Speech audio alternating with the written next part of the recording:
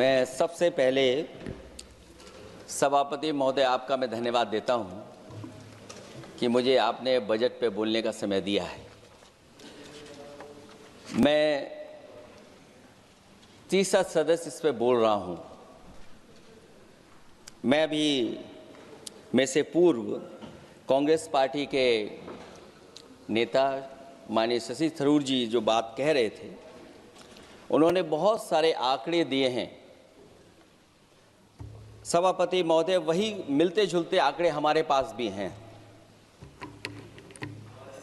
जब कभी जवाब आए तो शायद उन आंकड़ों का जवाब भी आए। और जब वो अपनी बातों को ख़त्म कर रहे थे तो वो एक शेर पढ़ के गए हैं। मिर्ज़ा गालिब का एक शेर पढ़ के गए हैं सभापति महोदय। सभापति महोदय, यही शेर अगर बीजेपी को पढ़ना होता तो बीजेपी कैसे पढ़ती? अगर यही शेर बीजेपी को पढ़ना पड़ता तो वो पढ़ते कि हमको मालूम है स्वर्ग की सच्चाई, लेकिन दिल को बहलाने के का गालिब ये ख्याल की जगह सोच अच्छा है। सभापति महोदय, यही फर्क है। सबका साथ, सबका विकास। सभापति महोदय, बोलने से पहले मैं जब बजट को देख रहा था और अक्सर सरकार को पिछले कई सालों से चलता हुआ मैं देख रहा हूं, मैं कहना चाहता हूं, क्यों झूठे ख्यालों में दिन रात करें, जो बनाते हैं हवा में बातों के महल, आओ उनसे कुछ जमीनी बात करें। सभापति महोदय, बजट आने से पहले और बजट आने के बाद पूरा देश और पूरे देश में ये बहस चल रही थी कि अमेरिका को लेकर के डील होने जा रही है। सभापति महोदय, मुझसे पहले अभी जो भारतीय जनता पार्टी की माननीय सदस्य बोल रही थी, और भारतीय जनता पार्टी का ये पक्ष है कि हम लोगों ने दुनिया में बहुत सारे देशों से फ्री ट्रेड एग्रीमेंट कर लिया है। सभापति महोदय, मैं भारतीय जनता पार्टी की सरकार से जानना चाहूँगा, अभी कितने देश और बचे हैं जिससे आप फ्री ट्रेड एग्रीमेंट नहीं कर पाए हैं? कुछ ऐसे भी देश बचे होंगे शायद जिनसे आपकी इच्छा होगी कि हम फ्री ट्रेड एग्रीमेंट कर लें। और सभापति महोदय, का फ्री ट्रेड एग्रीमेंट हो भी जाते हैं, जो लोग कभी रुपए के बारे में बहुत चिंता करते थे, कभी कभी उम्र से, कभी कभी दूसरे लोगों की उससे जोड़ देते थे, इतने सब फ्री ट्रेड एग्रीमेंट होने के बाद और अमेरिका से डील नहीं ढील हुई है, उसके बाद हमारा रुपया कहां पहुंचेगा? और अगर यही डील होनी थी तो 11 महीने इंतजार क्यों कराया? अगर यही डील होनी थी सभापति महोदय, तो 11 महीने किस बात का इंतजार था? हमारे कारोबारियों को या हमारे जितने भी उद्योग से जुड़े लोग हैं, उनके साथ ये परेशानी क्यों? बजट पर सबसे पहला सवाल यही है कि डील पहले बनी है बजट।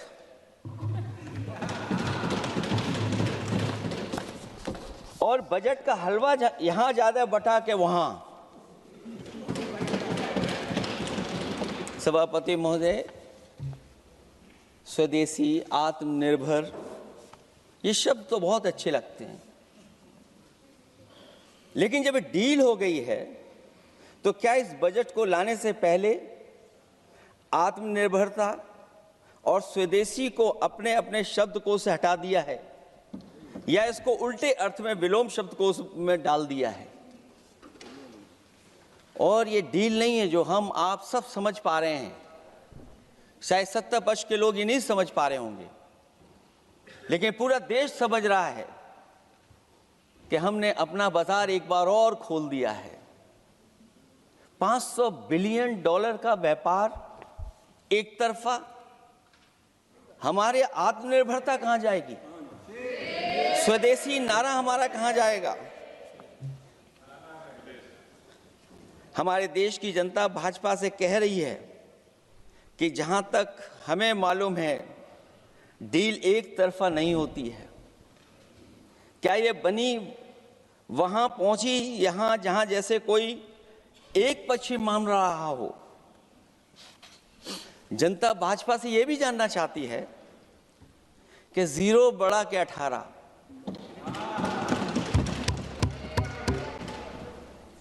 सभापति महोदय, भाजपा का समझौता गणित क्या यह है कि 18 0 के बराबर है? क्या 18 हमारा 0 के बराबर है? देश के किसानों, दुकानों, उद्योगों को बचाने के लिए खोखले शब्दों के अलावा भाजपा के पास कोई और सुरक्षा कवच या संरक्षण योजना है कि नहीं है? इसलिए मैं सभापति महोदय कहना चाहता हूं, ये बजट दिशाहीन है। इस बजट में कोई विजन नहीं है कि 2047 तक हमारा देश विकसित भारत बन जाएगा। और हम जैसे लोगों को, समाजवादियों को तो सरकार से पहले ही उम्मीद नहीं थी, और जिस सरकार से उम्मीद न हो उसकी बजट से क्या उम्मीद होगी। इस बजट में पीडीए के लिए कुछ भी नहीं है। कोई योजना दलित, पिछड़ा, महिला, गरीब, अल्पसंख्यक या नवयुग के विकास के लिए नहीं लाई गई है। ऐसा लग रहा है कि सरकार ने इनके बारे में सोचना ही छोड़ दिया है। और अगर जीडीपी हमारी 7% है और नॉमिनल जीडीपी की ग्रोथ केवल 8% है, जो कि लगभग 12% होनी चाहिए थी, इसके कारण लोगों के हाथ में कम पैसा है। और कारण यह भी लगता है कि हमारा प्राइवेट इन्वेस्टमेंट नहीं आ पा रहा है। जो लोग ये कहते हैं कि हम प्रति व्यक्ति आय बढ़ा रहे हैं, जो आंकड़े हमारे पास हैं, जो जानकारी हमारे पास है, वो आंकड़ा यही कहता है कि $3000 के लगभग प्रति व्यक्ति आय हमारी है। और अगर हम दुनिया से जब इतना ही जुड़ गए हैं तो 2025 की जो रैंकिंग है, हमारा स्थान 144वां है, 144th है। तो जहां हम इतना 10, 11, 12 साल से हम इतने बजट ला रहे हैं, क्या हमारे पर कैपिटा इनकम लोगों की नहीं बढ़ पाई? और सदन में, इसी सदन में कई बार ये पूछा गया कि जो लोग राशन प्राप्त कर रहे हैं, गरीबी रेखा से नीचे हैं, कम से कम उनकी पर कैपिटा इनकम क्या, ये तो बताना ही चाहिए सरकार को। और पिछड़ेपन को दूर करने के लिए कोई विजन नहीं दिखता इस बजट में। जैसे जब बजट आता है तो बजट में ढूंढते हैं हम लोग कि हमारे स्टेट के लिए क्या और खास नया आया होगा। उत्तर प्रदेश जैसा प्रदेश जहां पर डबल इंजन की सरकार को बहुत कुछ कहा जाता है कि डबल इंजन की सरकार है, हम विकास भी डबल करेंगे, लेकिन मैं देखता हूं उत्तर प्रदेश के लिए कोई खास योजना ऐसी नहीं आई है जिससे उत्तर प्रदेश के 25 करोड़ लोगों को कुछ मुख्य धारा से जोड़ा जाए। वैसे तो बड़ी बड़ी योजनाएं बताई जा रही हैं कि हमारे कई फ्रेट कॉरिडोर्स बन रहे हैं, वाटरवेज बन रहे हैं, एक्सप्रेसवेज बन रहे हैं, लेकिन उत्तर प्रदेश जहां से प्रधानमंत्री जी आते हैं, भविष्य में जो बनेंगे एक्सप्रेसवे, लेकिन भारत सरकार के बजट से कोई भी अभी एक्सप्रेसवे वहां पर नहीं बना। अगर कोई बना हो, नया बन रहा हो, बड़ा बन रहा हो तो बताएं। और जो बने भी हैं वो उस मानक, उस क्वालिटी के नहीं हैं जिस क्वालिटी के आज विकसित भारत के एक्सप्रेसवे होने चाहिए।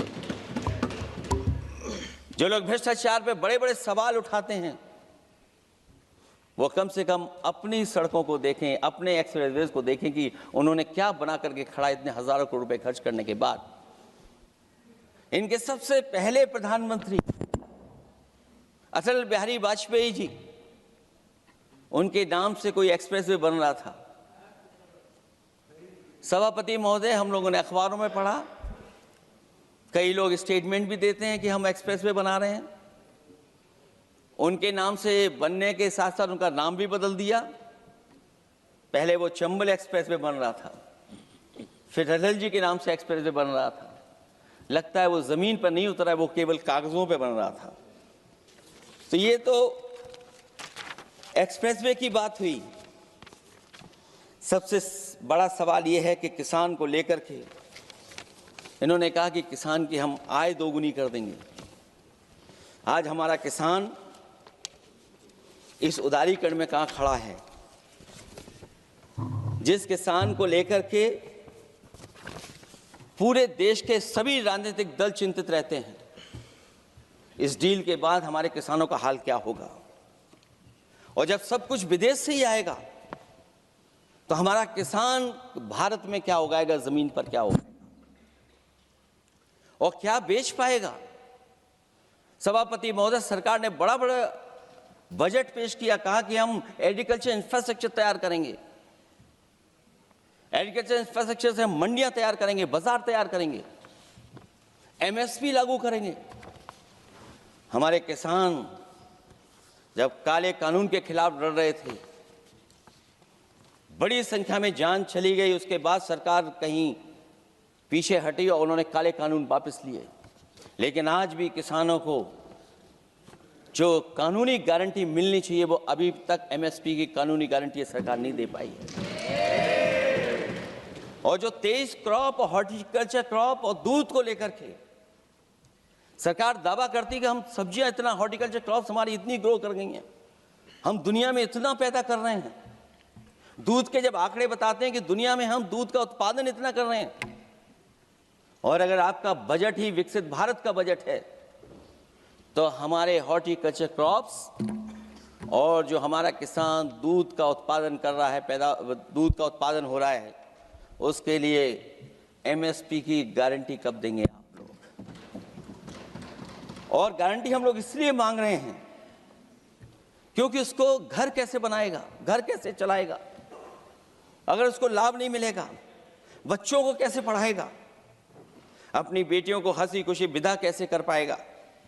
और इधर तो जहां फसल की कीमत नहीं मिल पा रही है, सभापति महोदय, सोने के भाव कहां पहुंच गए हैं? पहले गरीब सोचता था जब हम अपनी बेटी की विदा करेंगे तो कुछ सोने का एक सामान खरीद करके दे देंगे उसको। जैसे जैसे बीजेपी की सरकार चली और आगे बढ़ती गई, 12 साल ऐसे हैं आ गए कि अब तो चांदी तो दूर, अगर यही सरकार चलती रही तो लोहे पर पीतल चढ़ाकर भी गरीब अपनी बेटी की विदाई नहीं करा पाएगा। कैसे अपने भविष्य के लिए 2 पैसे जमा कर पाएगा? मतलब आज क्या खाएगा, कल के लिए क्या बचा पाएगा? ये किसानों के बड़े सवाल हैं। भाजपाई किसानों को लाभ नहीं पहुंचाना चाहते हैं, ये किसी और को लाभ पहुंचाना चाहते हैं। कुछ अदृश्य लोग हैं जिनको लाभ पहुंचाना चाहते हैं, क्योंकि इनका बजट, जो बजट बनाते हैं, वो आम जनता का ना उसमें जिक्र है ना फिक्र रहती है। और अगर फिक्र होती उनको तो किसान की खाद समय पर मिल जाती, उनको बीज समय पर मिल जाता, सस्ती बिजली उपलब्ध हो जाती, सिंचाई या सिंचाई मुफ्त हो जाती थी। और मुझे याद है सभापति महोदय, समाजवादी सरकार में हम लोगों ने किसानों की सिंचाई मुफ्त करने के भी फैसले लिए। कीटनाशक दवाइयां कितनी महंगी हैं और सरकार ने किसानों को अपने हाल पे छोड़ दिया। मंडियों पे कहीं कोई खरीद नहीं है, और अगर खरीद हुई है तो सरकार बताए कि धान, आलू या गेहूं की खरीद में तो मिल जाती है उसको कीमत, लेकिन धान और आलू जैसी फसलों पर कोई सरकार कीमत नहीं दे पा रही है। महंगाई बेतहाशा बढ़ने पर भी इस बजट में जनता को टैक्स में न छूट देना टैक्स शोषण है।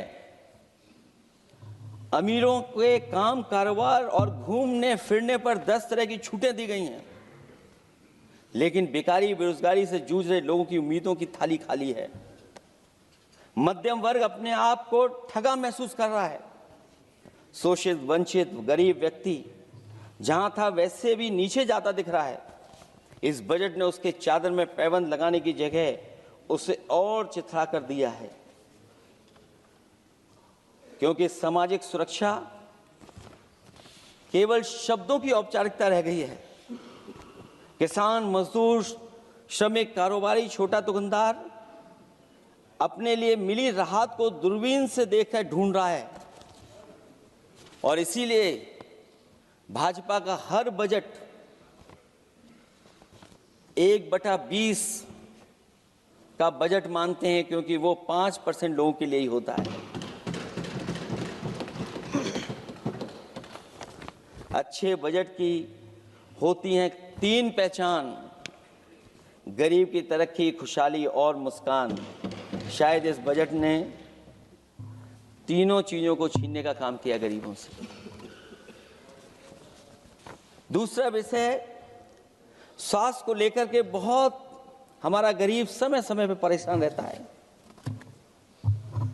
स्वास्थ्य को लेकर के जो ठोस कदम सरकार को उठाने चाहिए, वो सभापति महोदय सरकार नहीं उठाती दिख रही है, और जितना भी स्वास्थ्य सेवाएं हैं वो ठप होती चली जा रही हैं। मैं उत्तर प्रदेश की बता सकता हूं, मुझे याद है सभापति महोदय, पहला जो भारत सरकार और प्रदेश सरकार को मिलकर के पहला हॉस्पिटल, मेडिकल कॉलेज शाहजहांपुर का बना था, जिस समय भारतीय जनता पार्टी के उस समय के स्वास्थ्य मंत्री और मैंने मिलकर के उसका उद्घाटन किया था। उसके बाद जो प्रचार में तो ये बहुत आगे हैं, प्रचार में तो ये कहते हैं कि हर डिस्ट्रिक्ट में हर हॉस्पिटल, हर डिस्ट्रिक्ट में एक हॉस्पिटल या मेडिकल कॉलेज, लेकिन सच्चाई तो ये है कि इन हॉस्पिटलों में इलाज नहीं है, दवाई नहीं है, ऑपरेशन के लिए कहाँ जाना पड़ता है, भटकना पड़ता है। और जिस तरीके से अभी जिन लोगों ने इंश्योरेंस या LIC में किस्त दी होगी, वो जानते होंगे कि महंगाई कम नहीं हुई है, महंगाई बढ़ी है, किस्तें बढ़ गई हैं। उदाहरण के लिए दिल्ली के एम्स के लिए 5,600 करोड़ रुपए, और आयुष्मान भारत के लिए पूरे देश के लिए सरकार ने जो बजट रखा है वो 4,700 करोड़ रुपए है।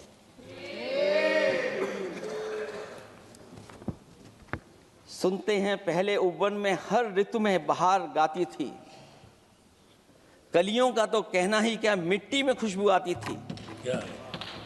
ये भी ज्ञात हमें उपवन में कुछ ऐसे भौरे आए थे, सारा चमन कर दिया मरघट, अपने साथ जहर लाए थे। लेकिन अगर चमन वाले ही भौरों के रंग ढंग अपनाएं, माली तुम ही फैसला कर दो, हम किसको दोषी ठहराएं। सभापति महोदय, मैं उत्तर प्रदेश से आता हूं, जहां पर प्रधान संसदीय क्षेत्र है। राजमाता पूजनीय अहिल्याबाई होलकर जी, उनकी मूर्ति थी, उसको बुलडोजर से तोड़वा दिया। सभापति महोदय, कोई कल्पना कर सकता है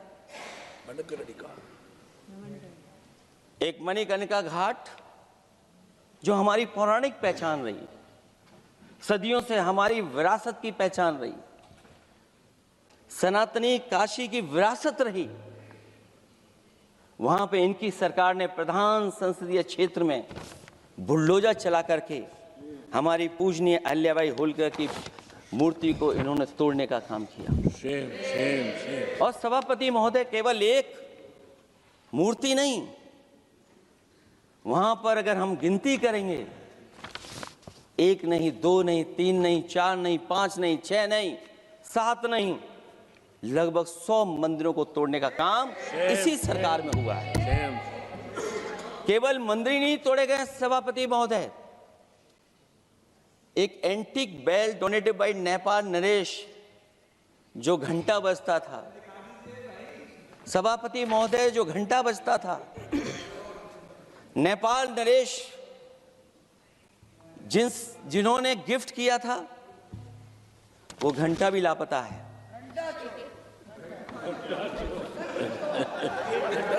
केवल घंटा ही लापता नहीं है,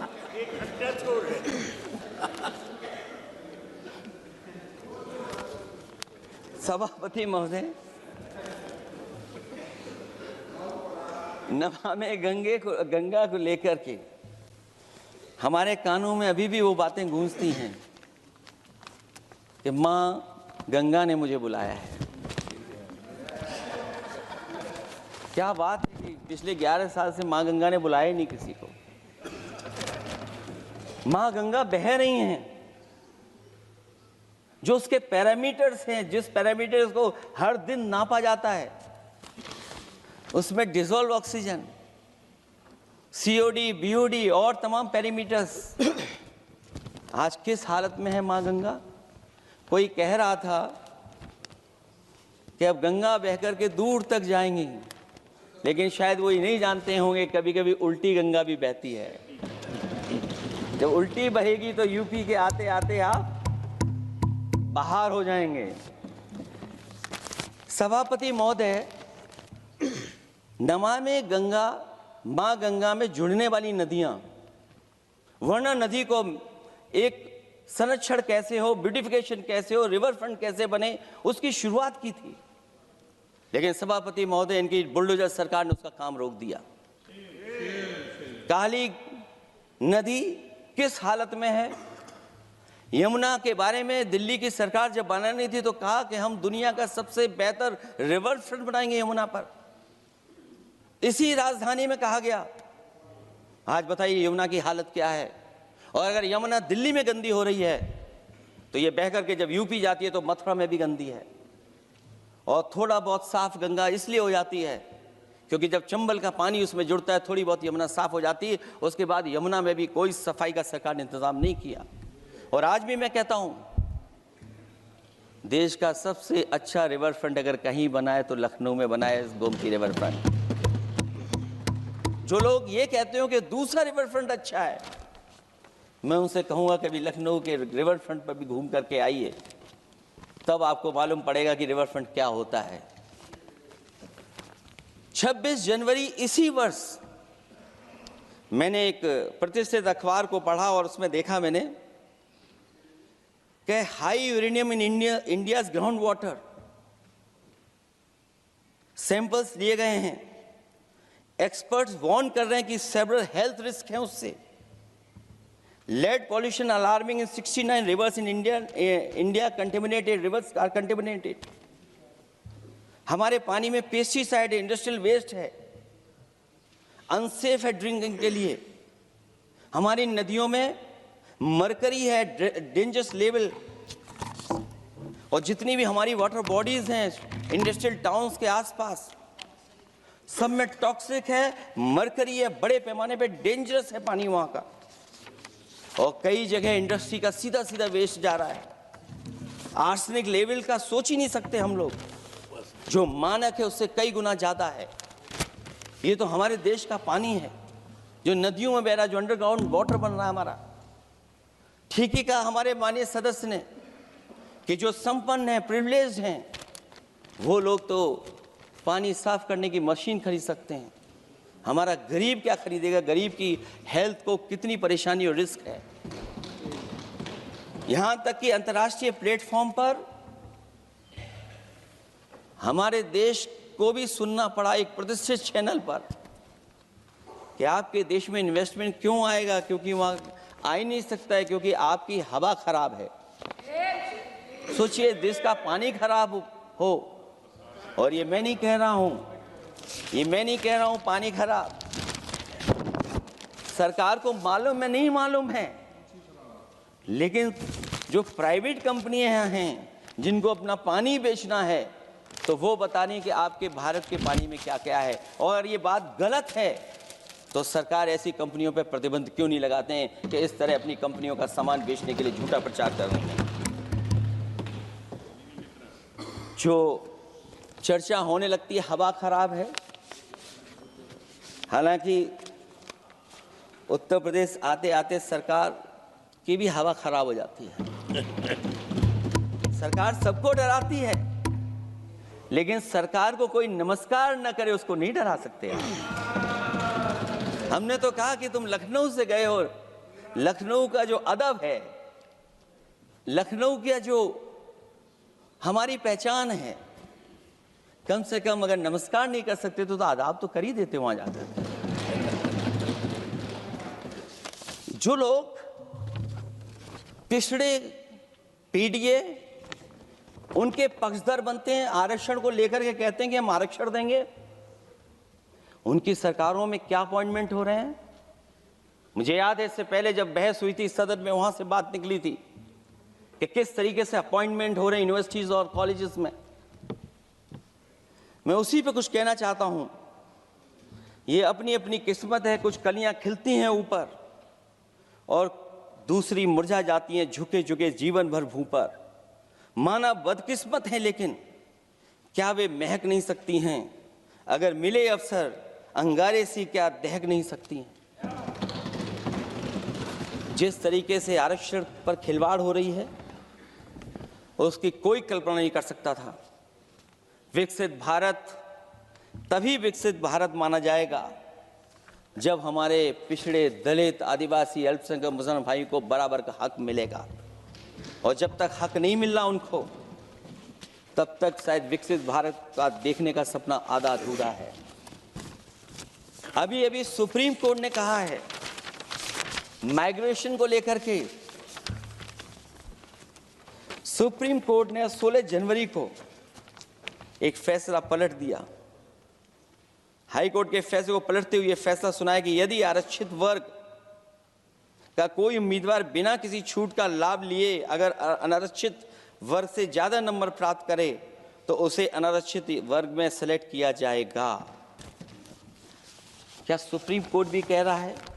हमारे सरकार की भी नियत है कि सबको आरक्षण मिलना चाहिए जिनका हक हो। हमारे प्रधानमंत्री जी भी कहते हैं हम पिछड़े हैं। हमारे दूसरे नंबर के नेता, क्योंकि उन्हें सनातनी बनना था, अपना धर्म बदल के दूसरा धर्म लिख लिया उन्होंने। तो कम से कम पिछड़ों का तो ख्याल करिए आप। जब पिछड़ों का ख्याल करोगे तभी आपका देश विकसित बनेगा, भारत विकसित बनेगा। अगर आप पिछड़ों को छोड़ देंगे, दलितों को छोड़ देंगे, आदिवासियों को छोड़ देंगे, अल्पसंख्यक भाइयों को छोड़ देंगे, तो आप कैसे विकसित भारत बनाएंगे? एक आर्थिक बराबरी है, दूसरी सामाजिक बराबरी है। और मुझे लगता है बजट से ना आर्थिक गैर बराबरी दूर हो रही है, ना सामाजिक गैर बराबरी दूर हो रही है। और इनकी सरकार में कितना भेदभाव है। सभापति महोदय, केवल चुनाव जीतने के लिए सोचिए। एक 72 साल के बुजुर्ग पर मोईद खान साहब, आप जानते होंगे आपके क्षेत्र में, मदरसा टाउन एरिया। सभापति महोदय, बीजेपी का लक्ष्य केवल है चुनाव जीतना। इन आंकड़ों से क्या मतलब? और आंकड़ों के अगर ये ठीक आंकड़े होते सभापति महोदय, तो इन्होंने कहा था कि बुलेट ट्रेन हम 1 लाख करोड़ की बनाएंगे। आज बुलेट ट्रेन 2 लाख करोड़ की कैसे हो गई? सभापति महोदय कहा कि हम 1 लाख करोड़ में बनाएंगे बुलेट ट्रेन। और बुलेट ट्रेन केवल संपन्न स्टेटों में क्यों? हमारे बंगाल, बिहार और यूपी में क्यों नहीं? और अगर आप हाई स्पीड बुलेट ट्रेन लाना चाहते हैं तो 1 लाख करोड़ का बजट दिया था, 2 लाख करोड़ बजट हो गया। यूपी में जब बनेगा तो पता नहीं कब बनेगा, कौन जानता है कब बनेगा। चुनाव जीतने के लिए इनकी सरकार के लोगों ने झूठा फंसाया। ये सब जुमला है, जुमला। झूठा फंसाया, और इसलिए फंसाया कि वो मुस्लिम है, इसलिए फंसाया। 72 वर्ष के बुजुर्ग को 19 महीने जेल में रखा गया। समाजवादी पार्टी को बदनाम किया गया, और केवल इसलिए कि चुनाव जीत जाए आप, अयोध्या का चुनाव जीत जाए, क्योंकि अयोध्या का चुनाव हारे थे आप लोग। मैं अयोध्या की महान जनता का धन्यवाद देता हूं कि उन्होंने कम्युनल पॉलिटिक्स का समापन किया है। वो विकास के रास्ते पे जाना चाहते हो। मैंने पहले भी कहा, फिर कहता हूं, आपका विकास अयोध्या का तो मैं जानता हूं कैसा है, क्योंकि लोगों ने काशी को क्यूटिव बनते नहीं देख पाए। अगर हम सब सदस्य हैं और हमारे प्रधान सांसद के संसदीय क्षेत्र को अगर हम क्यूटिव न बना पाए, आप विरासत मिटा रहे हैं। वहां पर कई सौ पुरानी दाल मंडी, जिसमें केवल वोट नहीं मिलता, इसलिए दाल मंडी को आप डिमोलिश कर देंगे आप। अल्पसंख्यक बनारस और इसको अयोध्या को जीतने के लिए 72 वर्ष के एक व्यक्ति को झूठा केस लगाया, झूठा फंसाया, जेल भेज दिया। और न केवल उसको जेल भेजा बल्कि उसकी दुकानें और उसकी बेकरी पर भी बुलडोजर चला दिया आपने। क्या डेमोक्रेसी में हमारे बुलडोजर का कोई स्थान है क्या? हाई कोर्ट कहता है कि आप फैसला सुना सकते हैं क्या? कोर्ट कहता है कि आप कौन हो गए फैसला सुनाने वाले लोग? और फिर आप लोग कहते हैं कि हर घर जल और नल। सभापति महोदय, इन्हीं के विधायक ने मंत्री जी को घेर लिया, इन्हीं के विधायक ने मंत्री जी का अपहरण कर लिया और ये कहते हैं कि हम तो, हमारे कोई अराजकता नहीं है। ये कहते हैं इन्वेस्टमेंट लाएंगे, हम एमओयू साइन करेंगे। सभापति महोदय, देश के प्रधानमंत्री, देश के सबसे बड़े उद्योगपति उत्तर प्रदेश पहुंचे थे, एमओयू साइन किए गए, लाखों करोड़ के एमओयू साइन हुए। और एमओयू साइन होने के बाद जमीन पर कितना उतरा ये बताए सरकार। एमओयू के बाद सरकार बताए कितना जमीन पर उतरा है। इन्होंने जब कश्मीर का 370 हटा रहे थे सभापति महोदय, हाँ ना, बजट ही है ये एमओयू में, क्योंकि इंसेंटिव अगर नहीं देंगे तो कौन आपका इन्वेस्टमेंट लाएगा? ये राज्य का विषय नहीं है सभापति, राज्य से प्रधानमंत्री आते हैं। और आपने ये कहा कि प्रधानमंत्री के क्षेत्र में हमने, देश में कहा कि हमने 1000 किलोमीटर मेट्रो बिछाई है। आपने देश के प्रधानमंत्री के क्षेत्र में क्यों नहीं मेट्रो बिछाई? क्यों नहीं बिछाई आपने? आपने देश के प्रधानमंत्री के क्षेत्र को एक्सप्रेस वे से क्यों नहीं जोड़ा आपने? क्योंकि आपके पास बजट नहीं है। अटल बिहारी वाजपेयी जी के आपने नाम से एक्सप्रेस वे क्यों नहीं बनाया? बताइए आप, ये बजट नहीं है आपके पास।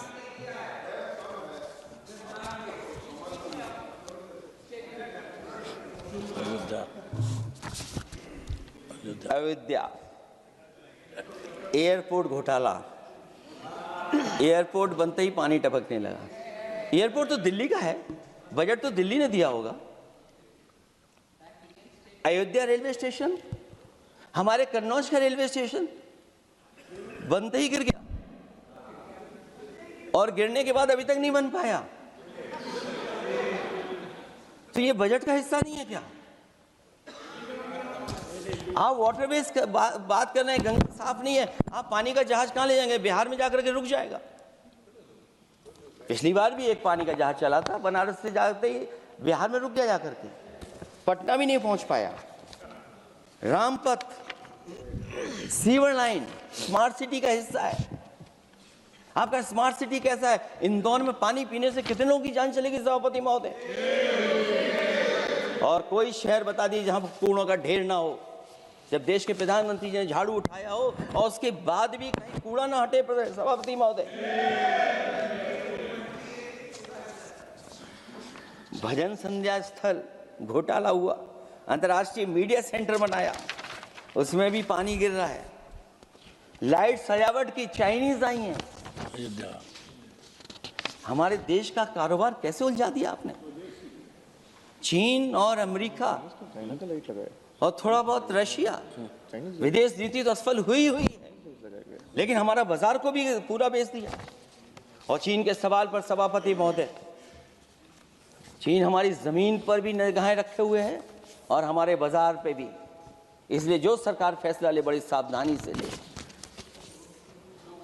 मैं कितनी बातें बताऊं वहां पर। सेना जमीन ले लिया, जमीनें जाने कहां चली गई हैं। इसलिए सभापति महोदय, ये बजट दिशाहीन है। ये 2047 में हमारा विकसित भारत तो नहीं बनेगा।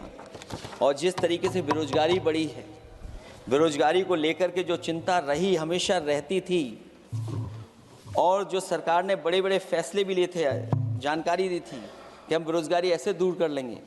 मेक इन इंडिया का जो सपना दिखाया था, आखिरकार मेक इन इंडिया का सपना कहाँ पूरा हो पा रहा है? मेक इन इंडिया का जो शेर था वो जंग खा रहा है सभापति महोदय। जो योजना लेकर के आए थे, एम्प्लॉयमेंट लिंक्ड इंसेंटिव्स, सरकार बताए कि हमें कितना उसमें लाभ पहुंचा है। 2024-2025 के बजट में इन योजनाओं के लिए 33,000 करोड़ रुपए आवंटित किए गए थे, लेकिन खर्च कितना हुआ? 1,700 करोड़ रुपया केवल। एक आपने पिछली बार सपना दिखाया था कि इंटर्नशिप की योजना, इंटर्नशिप वाली योजना जो घोषित की, जिसके लिए 10,000 करोड़ रुपए आवंटित किए थे आपने, लेकिन उसमें खर्च कितना हुआ है? 500 करोड़ रुपया। और जो लक्ष्य रखा था आपने रखा था 5 साल में 1 करोड़ लोगों को, लेकिन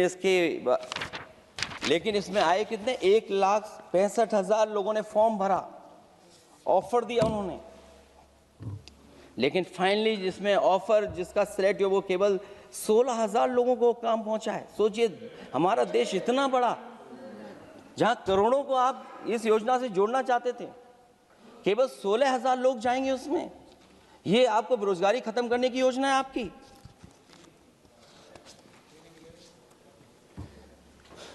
माननीय वित्त मंत्री जी के सदन के सामने स्थिति स्पष्ट करनी चाहिए कि मनरेगा एक महत्वपूर्ण योजना थी जिसमें गरीबों को ग्राम स्तर पर रोजगार मिलता था, राइट टू वर्क के अनुसार थी।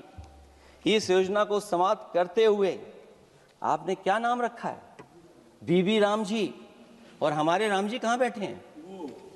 कहाँ है हमारे राम जी? पीछे बैठे, जिन्हें बचपन से हम देखते आए राम जी। ये हमारी खुशकिस्मती है कि राम जी सदन में बैठे हैं, लेकिन आप राम जी का अपमान कर रहे हैं। आपको उनको यहाँ नहीं बैठा सकते, आपको यहाँ बैठाना चाहिए नंबर 2 पर। अगर आप सच्चे मायने में सभापति महोदय बीपी राम जी, आप कृपया देखिए, वित्त मंत्री राम जी को ही नहीं जानती हैं। अखिलेश जी, हे भगवान, हम क्या करें अब? अखिलेश जी, आप कृपया बजट पे आ जाइए। आप कृपया बजट पे आ जाइए अखिलेश जी। सभापति महोदय, बजट पे आइए, बजट पे आइए। एक मिनट, क्या बोले? फिर बोलना दोबारा। नहीं, आप बजट क्या बोलिए? नहीं, सभापति जी बोलिए। नहीं, सभापति महोदय, नहीं, जिन्होंने गोली चलाई वो आपका राम मंदिर बना रहे हैं। सभापति महोदय, जिन्होंने गोली चलवाई वो राम मंदिर बनवा रहे हैं। अगर कुछ पता ना हो तो जाकर के पूछ लेना, पता कर लेना। आधी अधूरी जानकारी के साथ मत आया करो यहाँ पर।